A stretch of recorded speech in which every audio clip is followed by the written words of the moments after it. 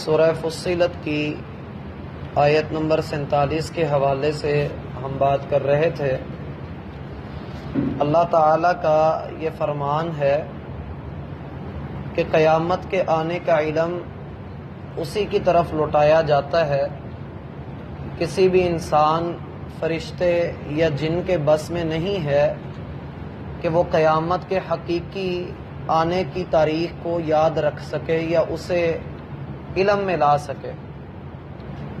اس کے بعد اللہ ذوالجلال نے دو باتیں ارشاد فرمائی ہیں جو اس بات کی دلیل ہیں کہ انسان جاہل ہے، انسان لا علم ہے، الا یہ کہ اللہ تعالیٰ اسے علم کی دولت عطا فرما دے۔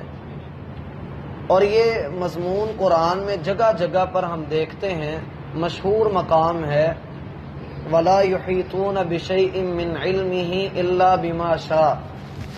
تم اس کے علم کا احاطہ نہیں کر سکتے، تم اس کے علم کی وسعت کو نہیں جان سکتے الا یہ کہ وہ جتنا چاہے تمہیں عطا کر دے۔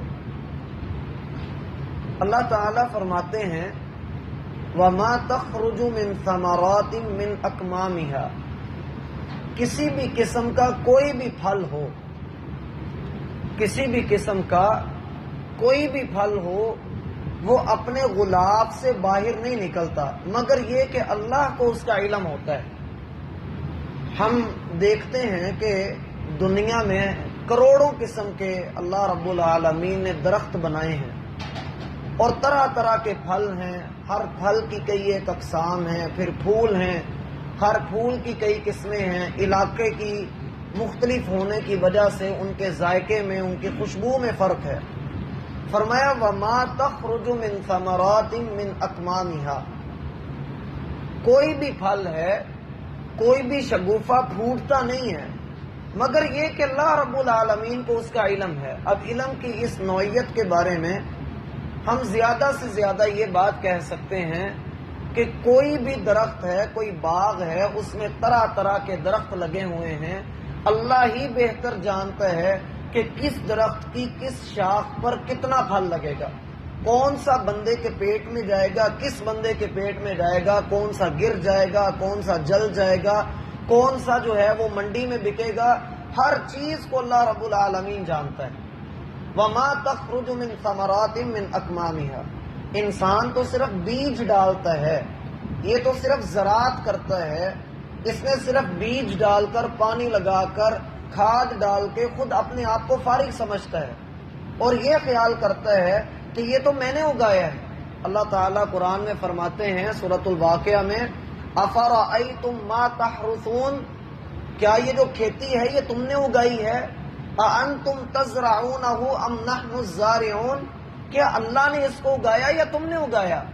لَوْ نَشَاءُ لَجَعَلْنَاهُ حُطَامًا فَظَلْتُمْ تَفَكَّهُونَ إِنَّا لَمُغْرَمُونَ بَلْ نَحْنُ مَحْرُومُونَ، اگر ہم چاہیں تو ہم تمہارے کھیت کو اجاڑ کر رکھ دیں اور کوئی اس کی آبیاری کرنے والا پھر تمہیں نظر نہ آئے، اور تم سارا کچھ انویسٹ کر کے زمین پر کھاد کا خرچہ، اس کے اندر ہل چلانے کا خرچہ، بیج کا خرچہ، اور دن رات خون پسینہ ایک کرنے کے بعد جب تم یہ دیکھو کہ تمہیں کچھ حاصل نہیں ہوا تو تمہارے منہوں سے نکلے گا اِنَّا لَمُغْرَمُونَ، ہم تو قرضے تلے آ گئے، بل نحن محرومون، صرف قرضے تلے نہیں آئے، ہمارا ککھ باقی رہا ہی نہیں، ہم جہاں اتنا اونچا چلے گئے تھے ہم تو زیرو پہ آ گئے۔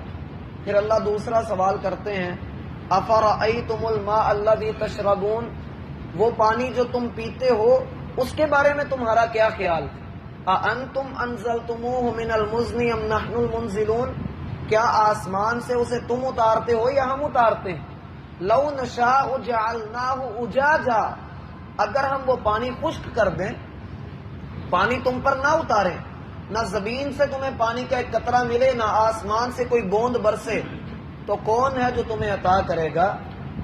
أَفَرَأَيْتُمُ النَّارَ الَّتِي تُورُونَ، یا وہ آگ جو تم جلاتے ہو اس کے بارے میں تمہارا کیا خیال ہے؟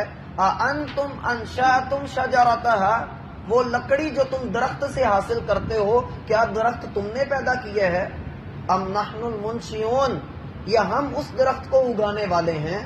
اللہ چاہے تو اس درخت میں سے جلانے کی قوت کو باہر نکال دے. نحن جعلناها تذکرہ ومتاعا للمقوین، ہم نے ہر بندے کے لیے، خواہ وہ جنگل میں رہتا ہو یا شہر میں رہتا ہو، ہم نے اس قرآن کو نصیحت بنا کر ہی اتارا ہے. فرمایا وما تخرج من ثمرات من اکمامها، غلافوں میں سے کوئی پھل باہر نہیں نکلتا. انسان کو نہیں پتا کہ کس درخت کے اوپر کتنا پھل لگنا ہے، کتنے گچھے لگنے ہیں، کتنے کلو اس سے اترنا ہے، یہ اللہ ہی جانتا ہے. وما تحمل من انثى ولا تضع الا بعلمه، اور کائنات میں کوئی بھی مادہ ہو، مؤنث ہو کوئی بھی، وہ کوئی بوجھ نہیں اٹھاتی. اشارہ ہے اس کی پریگننسی کی طرف، اشارہ ہے اس کے حاملہ ہونے کی طرف، کہ کوئی بھی مادہ پریگننٹ نہیں ہوتی، حاملہ نہیں ہوتی، اور نہ ہی وہ کوئی بچہ جنتی ہے، مگر یہ کہ اس سارے پروسیس کا علم صرف اللہ کو ہوتا ہے، کسی انسان کو نہیں ہوتا. اب بعض لوگ یہاں پر یہ کہتے ہیں کہ جی ہم تخمینہ لگا کر اندازہ کر لیتے ہیں، تخمینہ لگاتے ہیں کہ اس باغ سے اتنی فصل آئے گی، یا ہم آلات کے ذریعے چیک کر لیتے ہیں کہ عورت کے پیٹ میں بچہ ہے یا بچی ہے، ہم اندازہ کر لیتے ہیں. ہم اس کی ڈیوریشن کو بھی جانتے ہیں کہ اللہ تعالیٰ نے کم از کم 6 مہینے یا زیادہ سے زیادہ 9 مہینے اس کو مرتب کیا ہے، نہ اس سے کم ہے نہ اس سے زیادہ ہے.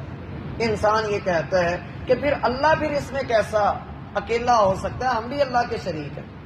آگے اس کا جواب بھی آئے گا، مگر فی الوقت عقلی طور پر اس کا جواب کیا ہے؟ اگر تو درختوں کے بارے میں دیکھا جائے اور باغات کے بارے میں دیکھا جائے تو اس میں کوئی بھی شخص اس بات کا ایکوریٹ اندازہ ہمیں نہیں بتا سکتا کہ اس باغ کے درخت کے اوپر کتنے پتے ہیں اور اس میں کتنا پھل لگا ہوا ہے. یہ فقط اللہ ہی جانتا ہے. وَمَا تَسْقُطُ مِن وَرَقَةٍ إِلَّا يَعْلَمُهَا، کوئی بھی پتا ہلتا نہیں ہے مگر اللہ اس کو جانتا ہے. پتے کی حرکت بھی اللہ کے علم میں ہے. کوئی پتا گرتا بھی ہے تو اللہ کے حکم سے گرتا ہے. اور ایک واقعہ آتا ہے کہ ایک شخص تقریباً 40-50 سال اس نے ایک باغ میں گزار دیے. مالک کے ہاں ایک دن مہمان آیا. مالک نے اپنے خادم سے کہا کہ تم ایک انار لے کر آؤ. تو وہ مالی جو تھا جس نے 40 سال تقریباً گزارے تھے، وہ ایک انار لے کر آیا. انار کاٹا گیا تو انار کھٹا نکلا. وہ دوسرا لے کر آیا، دوسرا بھی کھٹا نکلا. تیسرا لایا، تیسرا بھی کھٹا نکلا. تو مالک نے اسے کہا کہ تمہیں اتنا عرصہ ہو گیا، ابھی تمہیں کھٹے میٹھے کی پہچان نہیں ہوئی؟ اس نے کہا پہلی بات تو یہ کہ کھٹے میٹھے کا علم اللہ کو ہے، مجھے نہیں پتا. اور دوسری بات یہ ہے کہ تو نے مجھے یہاں پر باغ کی آبیاری کے لیے، اس کی حفاظت کے لیے رکھا ہے، مجھے تو نے یہ اجازت نہیں دی ہوئی کہ میں اس کا پھل اپنی مرضی سے کھاتا رہوں. 40 سال ہو گئے مجھے کام کرتے ہوئے، میں نے آج تک اس کا ایک قطرہ بھی نہیں چکھا. مجھے نہیں پتا کہ یہاں پر جو ہے وہ کتنی پیداوار آتی ہے اور کیا ہوتا ہے، میں صرف اس کی حفاظت کا ذمہ دار ہوں. تو اس میں حلال اور حرام کا بھی پتہ لگتا ہے، اور یہ بھی پتہ لگتا ہے کہ اللہ رب العالمین ہی حقیقی علم کو جانتا ہے. بعض لوگ ایسے ہی کرتے ہیں کہ وہ کوئی پھل خریدتے ہیں تو وہ ریڑھی والے کو کہہ رہے ہوتے ہیں ویکی بھائی میٹھا ہونا چاہیے. بھائی اسے کیسے پتا کہ یہ میٹھا ہوگا یا نہیں ہوگا؟ وہ تو اللہ رب العالمین کے اختیار میں ہے، ذائقے اس نے بنائے. اور اگر کوئی بندہ یہ کہہ دے کہ ہاں بھائی میں پورے علم کو جانتا ہوں اور مجھے پتہ ہے باغ میں اتنا پھل لگنا ہے، وہ یہ تو نہیں بتا سکتا کہ کون سا پھل میٹھا اور کون سا کڑوا ہے. وہ یہ نہیں بتا سکتا کہ کس پھل کے اندر عیب ہے اور کس پھل کے باہر عیب ہے. یہ چیز تو اللہ ہی جانتا ہے. اور جہاں تک ہے عورت کے بارے میں یا کسی بھی مادہ کے بارے میں کہ اس کی پریگننسی کو پرکھنا، اس کو کتنے ہفتے ہو گئے ہیں، کتنا عرصہ اس کو گزر چکا ہے، یہ ساری چیزیں مشینیں نہ ہوں تو ہم جان سکتے ہیں. مشینوں کے بغیر تو ہم نہیں نہ جان سکتے. کیوں بھائی سمجھ آ رہی ہے؟ مشینوں کے بغیر ہم ان چیزوں کو نہیں جان سکتے. کیا اللہ تعالیٰ کسی مشین کا محتاج ہے؟ اللہ رب العالمین کا علم بغیر مشین اور بغیر سبب کے ہے، اور انسان کا علم مشین کے ساتھ. وَمَا تَحْمِلُ مِنْ أُنثَىٰ وَلَا تَضَعُ إِلَّا بِعِلْمِهِ، بالفرض انسان جان بھی لیتا ہے کہ پیٹ میں بچہ ہے یا بچی ہے، لیکن پھر بھی یہ 100% درست نہیں ہوتا۔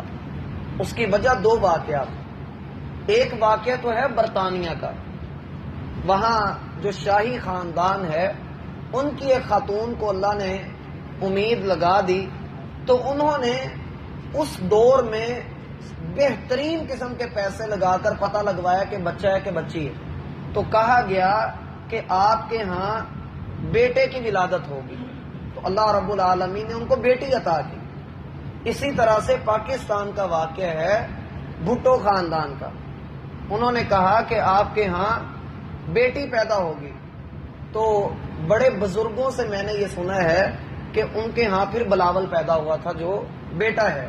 اللہ رب العالمین بہتر جانتا ہے کہ ماں کے پیٹ میں ہے کیا، اور اگر بالفرض کوئی ایکوریٹ بتا بھی دیتا ہے، بالفرض مان لیا جائے، تو کیا بھلا کوئی یہ بتا سکتا ہے کہ اس کی عمر کتنی ہے، یا اس کا رزق کتنا ہے، یا یہ نیک ہوگا یا بد ہوگا؟ یہ چیزیں تو اللہ ہی جانتا ہے۔ اب اللہ تعالی نے اگر تھوڑا بہت انسان کو آلات کے ذریعے علم دے دیا ہے، تو اس کا یہ مطلب نہیں کہ انسان اللہ کا شریک بھی بن گیا، اور اس کا یہ مطلب بھی نہیں کہ انسان ان چھوٹی چھوٹی چیزوں کا علم حاصل کر کے یہ کہے اب مجھے یہ بھی پتا کہ قیامت کب آئے گی۔ بات سمجھ آتی ہے؟ لوگ اس طرح سے جو ہے پیشین گوئیاں کرتے ہیں، جی پچھلے سالوں میں پیشین گوئی ہوئی تھی، جی 2020 دنیا کا آخری سال ہوگا، دنیا نے تباہ ہو جانا ہے، اب 2021 میں بھی یہ باتیں سارے لوگ کہہ رہے تھے۔ تو بات یہ ہے کہ اصل چیز اللہ کو ہی پتہ ہے۔ اللہ تعالیٰ قرآن میں فرماتے ہیں کہ وَمَا تَدْرِي نَفْسٌ مَاذَا تَكْسِبُ غَدًا، کسی انسان کو نہیں پتا کہ اس نے کل کیا کمانا ہے، اسے علم نہیں ہے۔ وَمَا تَدْرِي نَفْسٌ بِأَيِّ أَرْضٍ تَمُوتُ، اور کسی کو نہیں پتا کہ اس نے مرنا کہاں پر ہے۔ اللہ ہی جانتا ہے کہ کون کہاں پر کس حال میں ہوگا۔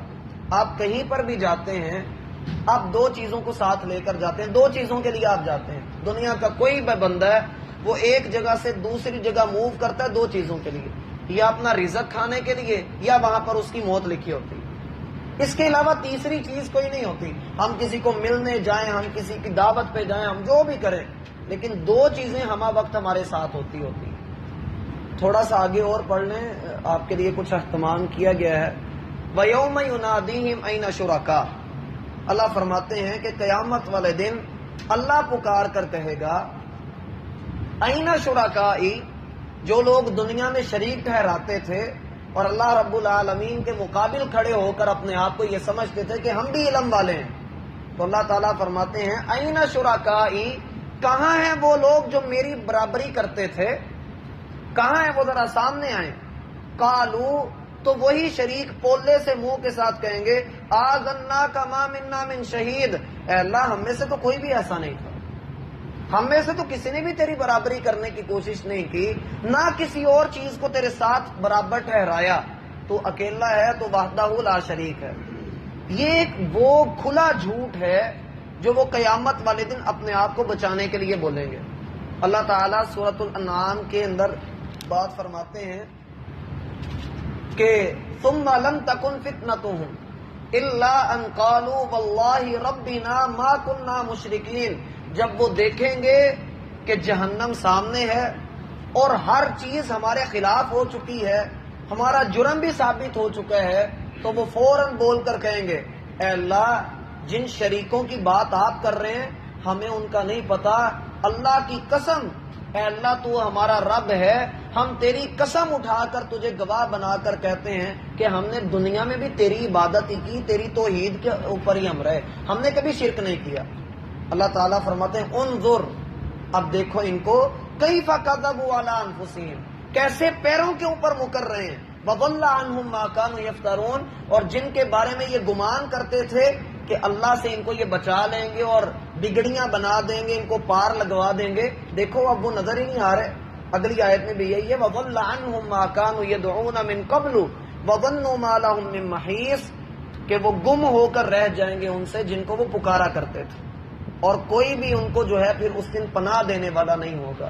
تو اصل چیز میرا بھائی یہی ہے کہ انسان اللہ رب العالمین کو اپنا مشکل کشا جانے، اس کے علاوہ کسی اور کے سامنے سر نہ جھکائے، اور جس چیز کا علم نہ ہو اس چیز کے بارے میں فتویٰ دینے میں یا کوئی بھی بات کرنے میں جلدی نہ کرے، یہ کہے کہ اللہ بہتر جانتا ہے۔